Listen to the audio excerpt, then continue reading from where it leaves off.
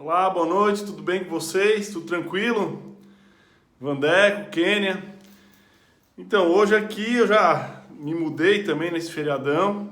Então, vocês estão vendo aí até um novo cenário aqui atrás, que é o quarto da Sofia. Tô montando o berço aqui, tá? Tô na função aqui de pai também. Então, vamos iniciar a aula de hoje, né? Eu espero que todos vocês tenham lido ali a questão dos slides, né, que a gente está falando de estrutura organizacional, certo? Quando eu trabalho administração de materiais e patrimônio, tanto materiais quanto patrimônio fazem parte da estrutura organizacional. Então, a estrutura organizacional é uma visão mais ampla, né, que envolve toda a parte, vamos dizer assim, de processo, né, e esses processos eles se dividem, né? Dentro da análise que a gente faz então, a primeira questão da estrutura é o organograma, né, da qual é a representação gráfica da hierarquia, que tudo inicia, né, com a voz de comando, né? Então existe o proprietário da empresa, o diretor da empresa, e ele inicia o processo, né? Então a empresa ela pode ser uma prestadora de serviço, pode ser uma indústria, tudo isso tem um processo. Até o próprio atendimento ao cliente é um processo, certo? Então, quando a gente tem uma estrutura de hierarquia, um organograma, né, e a gente identifica esses processos, que eles podem ser transversais, longitudinais, né, e assim, ó, não é só um processo. Se a gente pegar o atendimento ao cliente, né, desde a chegada do produto até o estoque da empresa, vocês vão ver que tem todos outros conjuntos, né, que envolvem o processo até que a mercadoria chegue na empresa, né, do fornecedor, do parceiro e tudo mais. Então, gente, assim, ó, a partir do momento que a gente tem uma estrutura de hierarquia, a gente começa a analisar o fluxograma. E vocês viram que nos slides ali tem vários tipos de fluxograma. O fluxograma que a gente vai adotar é o fluxograma de bloco, certo?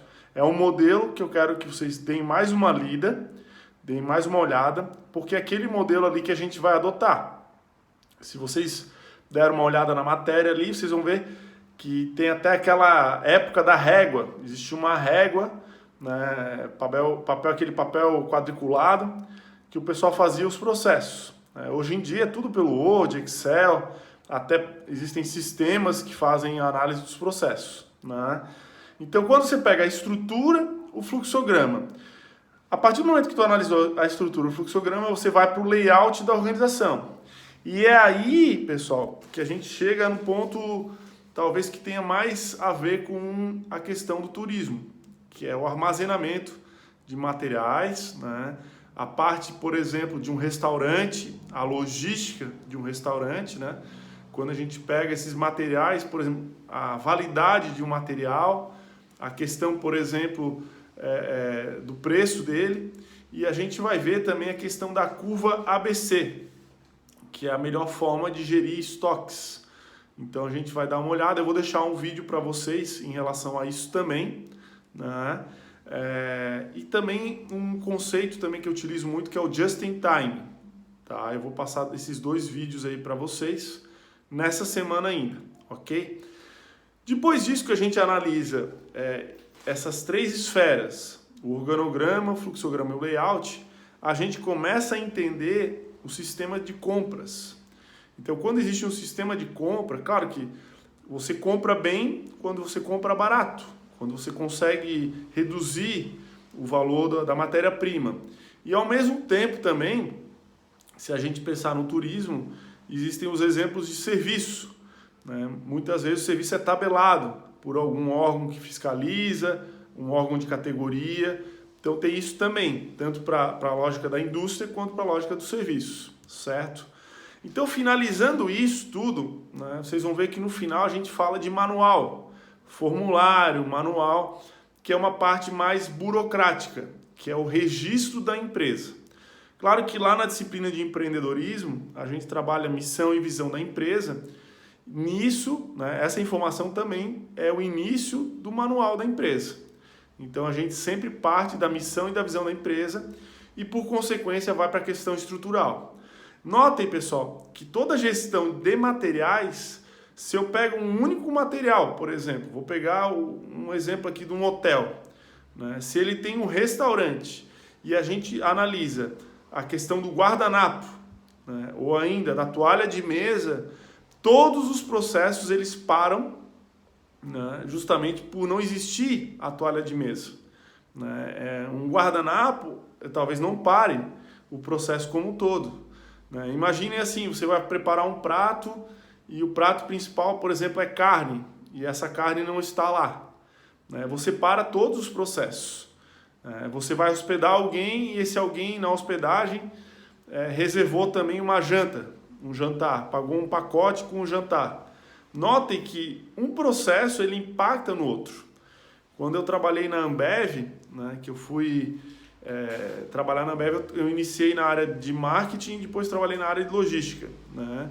Então a gente tinha um dia durante o ano que a gente trocava. O pessoal do administrativo ia para a área de vendas e o pessoal da área de vendas ia para o administrativo. E era muito legal, porque a gente conseguia trocar, né, de lugar e entender o que eu faço, né, dentro do que eu faço, o que impacta na rotina do outro, né?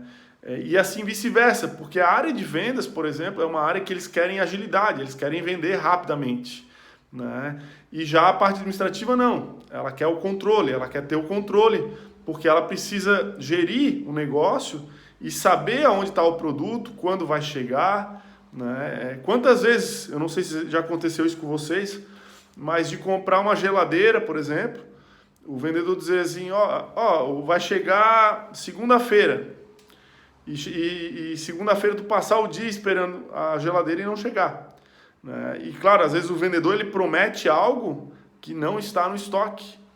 Notem isso. Então a importância da logística. Claro que quando a gente trabalha material e patrimônio, né, a gente entra na questão do patrimônio, são bens, né, que têm um valor mais alto agregado, né? Então assim, o imóvel, né, a questão da locação do imóvel, da compra de um imóvel, um veículo, um equipamento de alto custo, com tecnologia, isso tudo é patrimônio. Isso tudo, claro, ele é mensurado dentro da contabilidade e ele também vai para o manual da empresa, né? Ele vai para o registro da empresa. Quando a gente pega a gestão disso tudo, as áreas vão se encaixando, né? Então, para vocês agora, pessoal, diante dessa explicação, o que eu vou pedir para vocês? Eu vou pedir para vocês identificarem uma empresa, tá, da região de vocês, uma empresa que vocês conheçam, e vocês vão identificar o organograma da empresa. Ou pelo site da empresa, ou se caso você conheça a empresa, você faça também o organograma, né? No caso do Vandeco, você pode pegar aí da prefeitura, né? Pega esse organograma, exatamente como está lá no site ou como está na realidade. Você pega esse organograma, certo? E você vai analisar esse organograma, certo? Você vai dar uma olhada para ver como está o organograma, certo? O segundo passo, você vai escolher um processo, tá? Um processo que tem o maior número de etapas. Então, por exemplo, arquivamento. Você arquivar, certo, um documento é uma ação.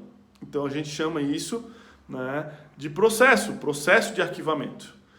Quando eu atendo um cliente, por exemplo, eu tenho um processo de atendimento ao cliente. Então, você vai escolher um processo, tá? Eu até sugiro para o Vandeco, como trabalho na prefeitura, um processo que está muito em voga é o processo de licitação, certo? Então, você vai olhar a licitação, né? Por exemplo, o processo de licitação dentro de uma prefeitura. Pega um único tipo, né, de compra, por exemplo. Pega um fato real para a gente analisar, tá? Beleza? Acho que está entendido. Qualquer coisa vocês tirem as dúvidas aqui mesmo pelo WhatsApp, tá? Se precisarem, eu estou à disposição. Vamos tentar fazer isso hoje, porque assim, a gente já está não é um tempo estourado, assim, dentro da nossa organização a gente está em dia. Mas a ideia, pessoal, é que a gente consiga fazer esse trabalho em conjunto, eu com vocês, né? Claro que diante dessa distância eu vou trabalhar junto com vocês, certo? Eu acho que é a coisa mais coerente que tem a fazer é eu trabalhar com vocês. Então a gente vai fazendo passo a passo. E passo a passo, pessoal, eu passo a atividade, vocês vão fazer e vocês já me dão um feedback, tá? E a gente vai construir essa análise. Eu trabalhei também na parte de consultoria, né, na área de gestão de materiais e patrimônio. Trabalhei a parte, né, de consultoria em uma empresa de serviço, que é até a ANET, né, TV a cabo. Isso já em 2009, 2008, 2009. Trabalhei na área de consultoria. E é uma área muito legal, pessoal, muito legal. Essa gestão, né, de materiais, patrimônio, os processos que estão envolvidos, é muito legal de estudar.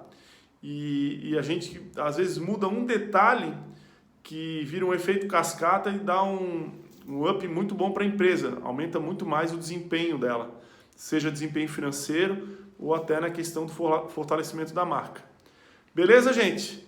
Não sei se está tudo claro, qualquer coisa, me manda um áudio, a gente faz uma webconferência, não tem problema, tá bom?